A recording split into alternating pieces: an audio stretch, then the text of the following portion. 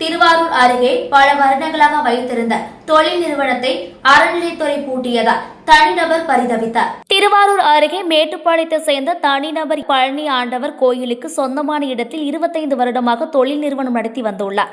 இந்நிலையில் அறநிலைத்துறைக்கு வாடகை பாக்கி ரூபாய் 31 லட்சம் கட்ட வேண்டும் என 2022 வழக்கு போடப்பட்டது.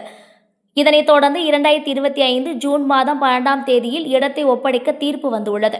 இடத்தை ஒப்படைக்க மேட்டுப்பாளையத்தில் தொழில் நிறுவனம் நடத்தி வந்த தனிநபருக்கு 3 மாத காலக்கெடு விதித்த நிலையில் கோவில் இடத்தை ஒப்படைக்காததால் அறநிலைத்துறை இணை ஆணையர் குமரேசன் உத்தரவின்படி திருவாரூர் உதவி ஆணையர் ராணி தலைமையில் செயலர் கவியரசு முன்னிலையில் கோவில் இடத்தை மீட்டு சீல் வைத்தனர். கோவிலுக்கு சொந்தமானது என பெயர் பலகை வைக்க முற்பட்ட போது அறநிலைத்துறையினருக்கும் தனிநபருக்கும் வாக்குவாதம் தள்ளுமுள்ளு ஏற்பட்டது. தொழில் நிறுவனத்தை பூட்டியதால் தனிநபர் பரிதவித்தார். காவல்துறையினர் சட்டப்படி நடவடிக்கை எடுக்கப்படும் என்று தெரிவித்ததன்படி கோவிலுக்கு சொந்தமானது என பெயர் பலகை வைத்து நிறுவனம் நடத்தி வந்த நிலையில் கதவை மூடி சீல் வைத்துள்ளனர். இதனால் அப்பகுதியில் பரபரப்பு ஏற்பட்டது. அறநிலைத்துறையினர் கோவில் இடத்தை ஆக்கிரமிப்பவர்களிடம் நிலத்தை மீட்டு நடவடிக்கை எடுத்து வருகின்றனர். மேலும் கோவில் இடங்களில் வீடு தொழில் நிறுவனங்கள் என நடத்தி வருபவர்கள் பல வருடங்களாக வாடகை செலுத்தாதவர்களுக்கு நோட்டீஸ் வழங்கி சீல் வைத்து இடத்தை மீட்டு வருகின்றனர்.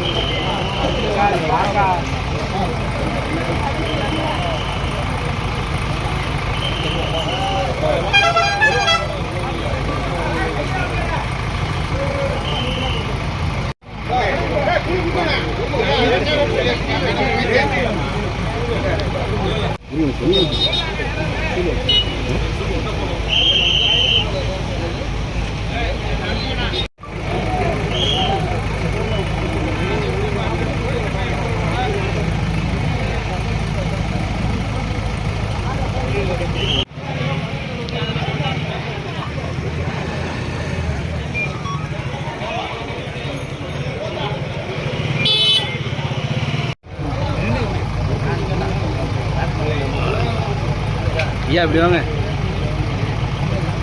ஐயா இப்படி வாங்க.